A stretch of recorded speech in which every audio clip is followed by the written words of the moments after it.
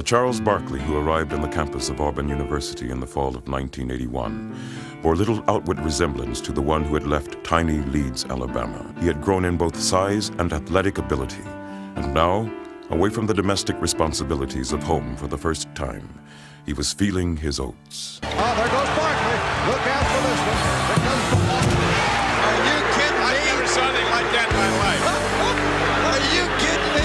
They threw it away. Barkley with a great anticipation. Look at the big guy move. Do you believe it? Barkley. He could do things you couldn't believe. Barkley, nice. This is Fetterman inside. Blocked by Barkley. The big guy has turned the game around. No question about it. Won't go. There's Barkley again. He lights up the joint. What a player. He was just overweight and didn't look like he was in condition. But once the ball was thrown up and the game began, it was a scary situation. Phenomenal tackle. Long lead to Barkley. And he's fouled down low. You talk about box office and marquee value. Barkley's a PR man's dream. The Philadelphia 76ers made him the 5th pick in the 1984 draft. And as he began his rookie season, Charles quickly displayed the ability that had caught the Sixers' attention. It was just his amazing strength and explosiveness, even at that time weighing around 280 pounds. And you'd say to yourself, wow, this guy could be, something special. But though Charles played with raw passion, he seemed unable or unwilling to discipline his talent. It seemed as if Charles had once again fallen into the rebellious trap that he had struggled through at Auburn. But now, he would have veteran center Moses Malone, one of the NBA's hardest workers, to provide him with an example. As he began his second season, Barkley saw Moses' lessons begin to pay off. Alive, Barkley's there, gets it again, reverse left hand by Barkley. Here's a bad pass, it might get out of hand, not before Charles gets it. Bingo. It's just a question of Charles wanting it more in the Dan Brown field. Just as Barkley was beginning to mature as a player, however, he would be thrust into a demanding new role. At the age of 24, the mantle of responsibility had fallen on him. Doc was gone, Moses was gone, Bobby Jones was gone, and it was Charles Barkley's team. It was a challenge that stoked Barkley's competitive fire. Responding with a vengeance, he would take his game to another level and take the league by storm.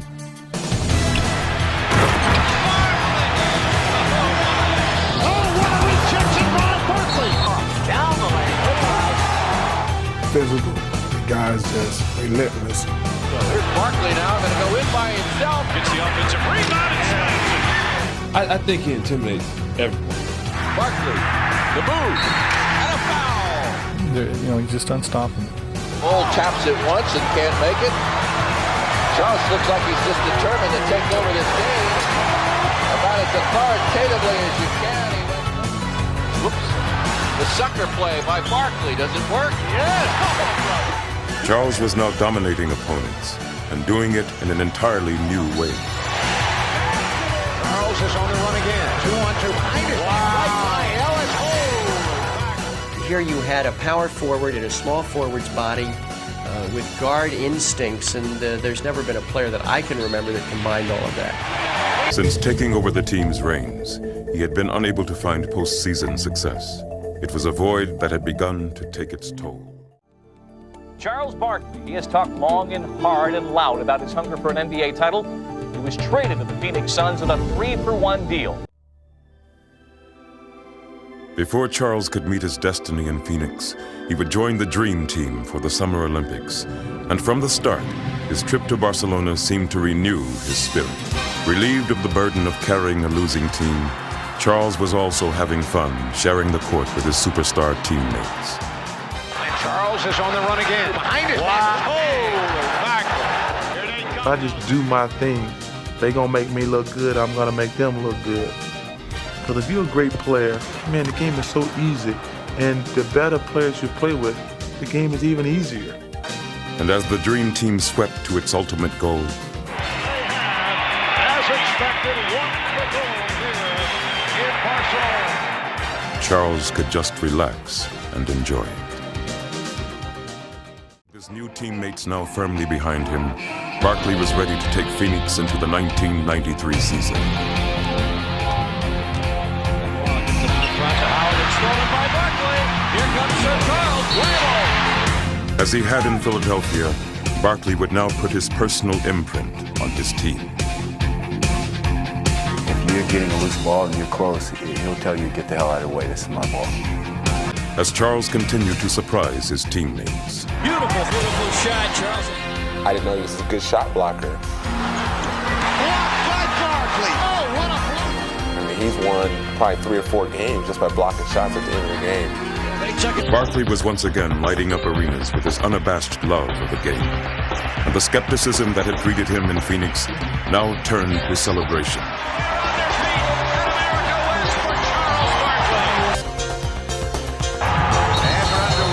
Jump it over again as David Robinson and Shaquille O'Neal in the center circle. To the west, Barkley.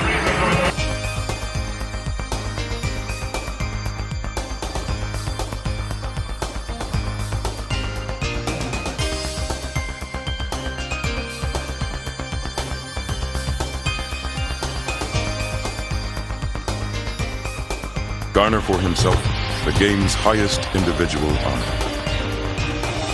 You led your team in assists, you led them in rebounds, you led them in points, and you led them to the best record in the NBA. Charles Barkley, the 1992-93 National Basketball Association Most Valuable Player. Congratulations. But as the playoffs began, it looked as if Charles's inspirational season was going to end embarrassingly short of expectations. And the Los Angeles Lakers go home one victory away from knocking out the winningest team in the NBA. Oh my. We're down 0-2, and I know the next question is, are you guys dead? No, we're going to win the series. We're going to win one Tuesday, and the next game's Thursday. We'll win there, then we'll come back and we'll win the series on Sunday. And everybody will say what a great series it was. Westfall had made the guarantee. Now Charles would shoulder the burden of making good on it. Lead one of the most dramatic comebacks in playoff history, as he simply refused to let the Suns be defeated. They're fighting for their life, led by Charles Barkley. Charles makes everybody's job so much easier because he takes such a burden on himself. He's the superstar of the team. He is willing to take that responsibility for wins and losses. Barkley's next challenge came in the person of San Antonio superstar David Robinson. With Barkley and Robinson battling to a standstill, the series remained deadlocked through 4 games. But it would be in the 5th game that Barkley would face the Spurs' stiffest challenge. In Game 5, I probably played my best game of my life. We were down the whole game, and I scored 20 points in the 4th quarter, and it was just unbelievable. Game 6 would again turn on Barkley's personal battle, as the Suns again looked to him for last-second heroics. He wants the ball. Charles wants the ball in every pressure situation there is. Robinson on Barkley. It's his game to win. Barkley, 20-footer, yes, with 1.8 seconds. Charles Barkley. I'll take any shot, anytime, anywhere. Somebody got to be the hero. Might as well be me. The conference finals, the Seattle Supersonics strategy was a simple one. Stop Barkley, and you stop the Suns. Barkley takes it inside, keeps coming, goes to the hoop. He's knocked down. No whistle, no harm, no foul. Double and triple teaming him, Seattle worked to frustrate Charles. But his fiery determination was undimmed. Charging over and around Seattle's swarm of defenders, Barkley carried Phoenix to a 3-2 lead, and within one victory of his first finals. I remember last year when we were playing Seattle in the 6th game. You know, he put on his jaw. You know, I think the patent tape, you know, had us listening to that. He goes out there and he doesn't have a good game. Doesn't play. He plays hard, but he was playing hard and he was hurting himself, as he always said. Barkley blocked by Curry. Boy, what a scramble. Barkley for the 10. Doesn't score. This is one that you can definitely pin on me. How it's a difference in the game. Because someone could have gotten hurt, he says, hey, don't worry about it. He says, don't worry about it. Yep, we gave that game to him. He says, I did anyway. He says, don't worry about it. Barkley again faced the end of his finals quest, and again he would rise to the challenge. At that point, I'm saying to myself, I just got to play the best game of my life end up going to the finals. Frank Johnson comes up with a loose ball. The Suns on the run. Give it to Barkley. Bravo! That's all they needed. Barkley. Wham, bam, wham. Here's the man going to work. It's a double team. Oh, my! Said, don't get it by 41.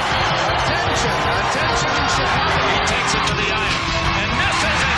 Gets her rebounds. Barkley. He's everywhere. And that's what happens when you got your game on. There goes that man again. He has been the man who's been leading them. Took center stage. The Bulls glided into the series like a shark, silent and ready to attack. Welcome to the NBA Finals. In the case of the Chicago Bulls, it's welcome back. For the third year in a row, they seek, as you know, to become only the third team to win 3 NBA championships in succession.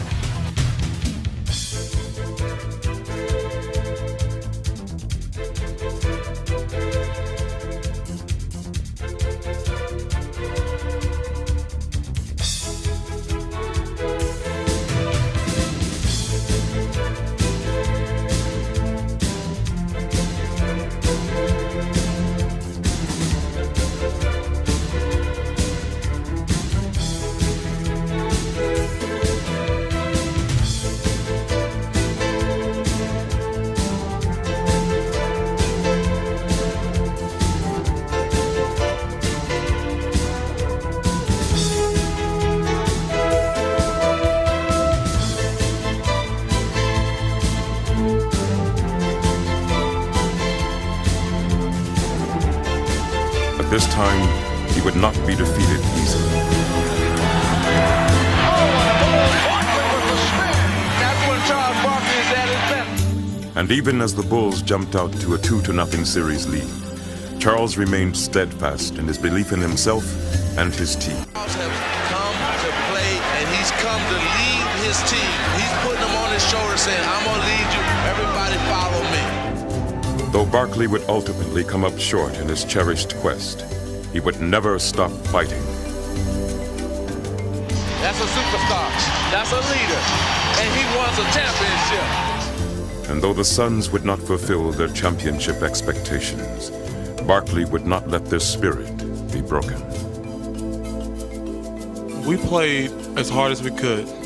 Can't do no more. I'm proud of my team. I don't look at myself as like a failure because we didn't win the world championship. You know, hey, if we're on a team good enough to win it, we'll win it. If we're not, we won't win it.